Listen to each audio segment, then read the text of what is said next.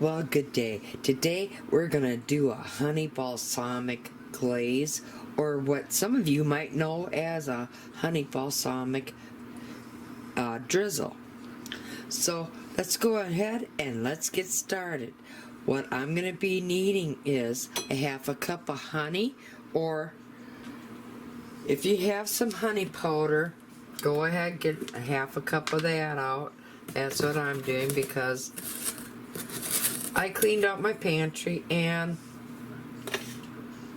well, I'm trying to use up some of this big bulk stuff. Rotate it all out, and this honey powder is one of my most favorite things that I do love using in the bulk. So with that being said, we had half a cup of honey. Now we're going to be needing a half a cup of the balsamic vinegar.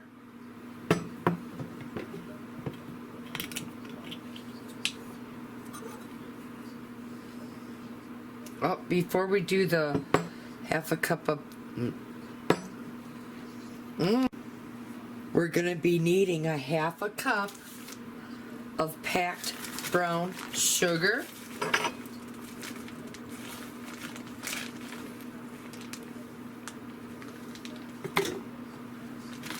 Okay, and then half a cup of the balsamic vinegar.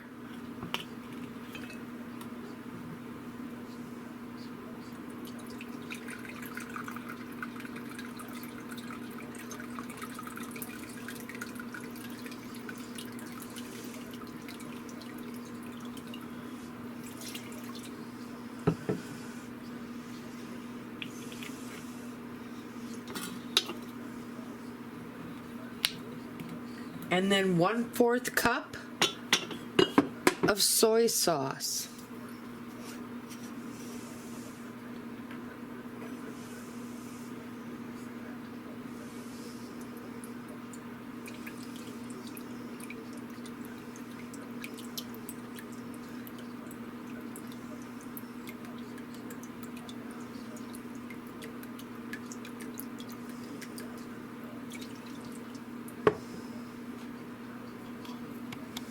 And because I used the powdered honey, I'm going to have to add half a cup of water. Now, if you used honey, don't add the water. Okay, now I'm just going to come down here and I'm going to go on the jelly button. I'm going to hit that. I'm going to come up here on my enter button and I'm going to hit that. Now, I'm going to let my ball Fresh Tech automatic jam and jelly maker do its little magic, and it's gonna do all the work for me, and at the end of it I'm gonna have some good balsamic drizzle, and I'm gonna be showing you how I use the balsamic drizzle in my next video. Now what we're wanting the jam and jelly maker to do is to reduce all this goodness inside this jam and jelly maker here, and believe me, it's goodness. We want to reduce it by half. So when it's all reduced by half, I'll come back and we'll see you then. I just wanted to give you a little view of it while it's in the process of reduction.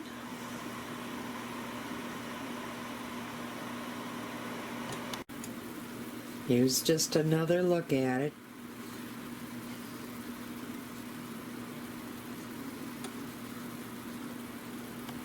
It's reducing excellent. We have about 7 minutes left on my jam and jelly maker, so I think I'm gonna let it go out the full 7 minutes. So I'll see you when it beeps. And it's gonna be sounding off real soon, so I'm not going to make you wait out the 2 minutes, but it's going to be sounding off in 2 minutes, and I'm going to be transferring it over to a canning jar, and I'll show you the finished results.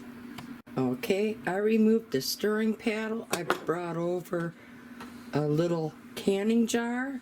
I brought my canning funnel over, and now let's just go ahead and grab the pot, and let's just pour it all in.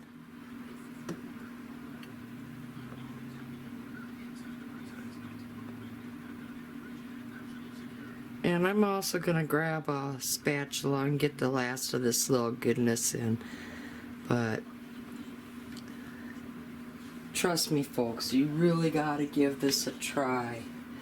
You're going to be so glad that you did. Because this is some of the best things that you could drizzle on any type of meat or anything. Trust me, it's really good. But that's not what I'm going to be showing you. So in the next recipe, I'm going to be showing you how I use this balsamic drizzle. Okay, there's that balsamic vinegar that we just got done making. Now I want to show you how we're going to be using it. I have over here is some Italian bread. So go ahead, lay that out on a cookie sheet. You're going to want to preheat your oven to 350 degrees. And we're just going to sit there and lightly now drizzle a little bit of olive oil over the top of these. Not too much, just a little. Okay. And then also, I don't have the raw version of garlic, but I have some of this dried minced garlic. So I'm just going to sit there and sprinkle some of that over the top of each piece.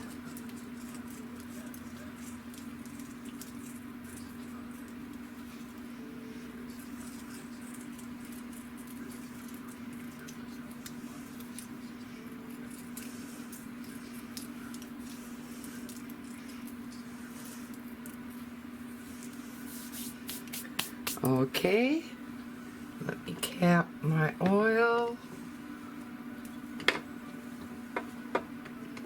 I think I'm just gonna remove my funnel and put it over here with that little piece of the Italian bread. I'm gonna go grab myself a spoon.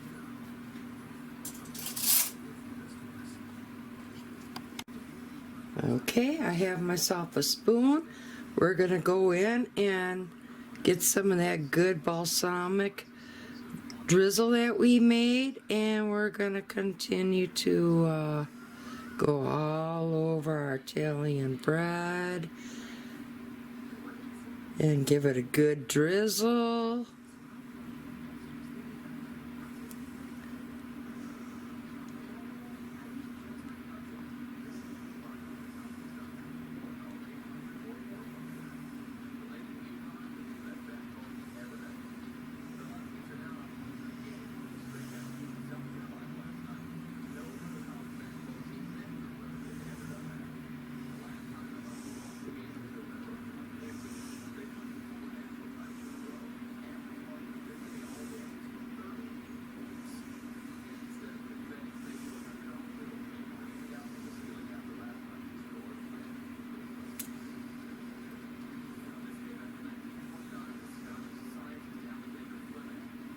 Okay, now we're going to just put these in a hot oven, and we're going to lightly toast them up. Okay, while we're waiting for our Italian bread to toast up and to get a nice little golden brown top to it, I want you to go into your pantry and go ahead now and grab that jar of bruschetta that I showed you how to can this last summer. I already went ahead and went into my pantry and I grabbed the jar that I showed you how to can up. And now I'm going to be able to have fresh bruschetta on Valentine's Day with my husband because I canned this summer and all them good ripe tomatoes. None of them store-bought tomatoes that you find this time of year. Alright, my Italian bread just came out of the oven. I'm going to flip them over because I want to toast them as well on the other side.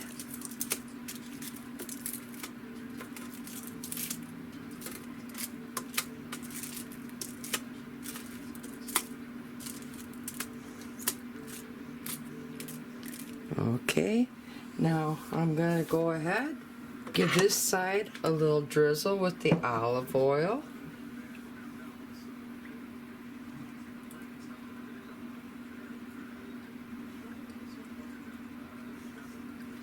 Okay, I also want to spread a little bit of garlic on this side.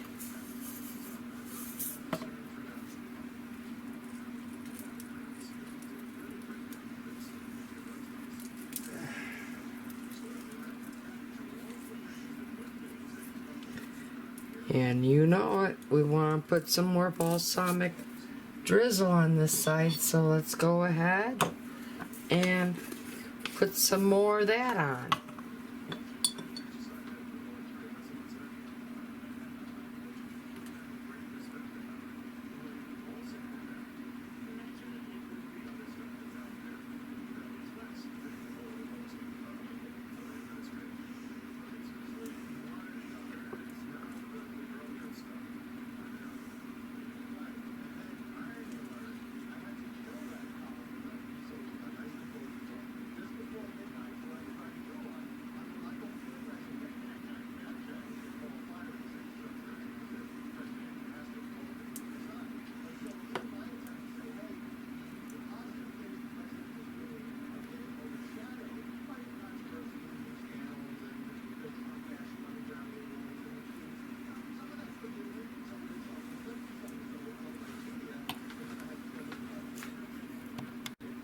Back into the oven it goes. And let's toast it on this side as well. Okay, I have mine coming out of the oven. And now let's go ahead and place them over here on my plate.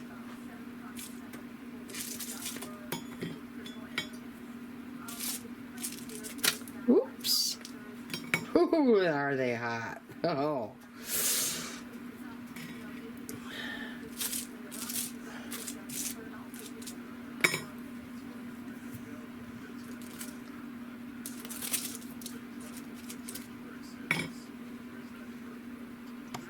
Alright, I just have a little one here that's left over, and I'm just going to place it in the middle of my plate. My husband just found out what I'm making and he's right on it.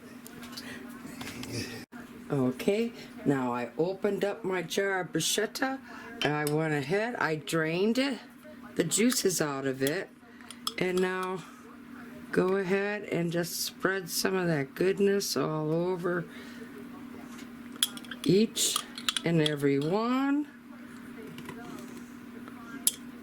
As such.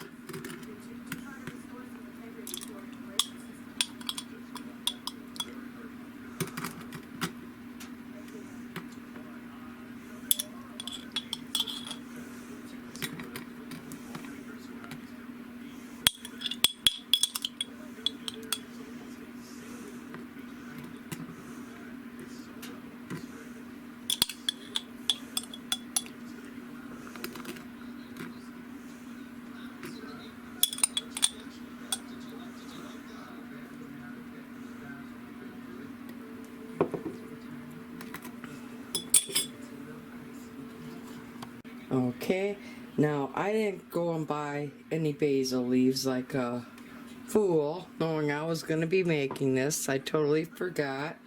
So now I have to dip into my cabinet and I gotta grab my dried basil, but I'm going to go ahead and I'm going to give each one a little sprinkle of some dried basil.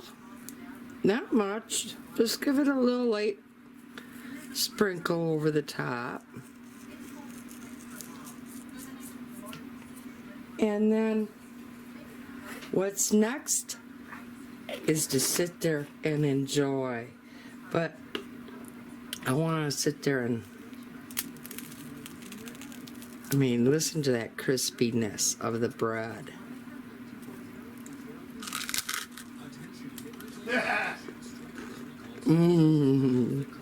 Now there's some good bruschetta. Be sure to try yourself out some.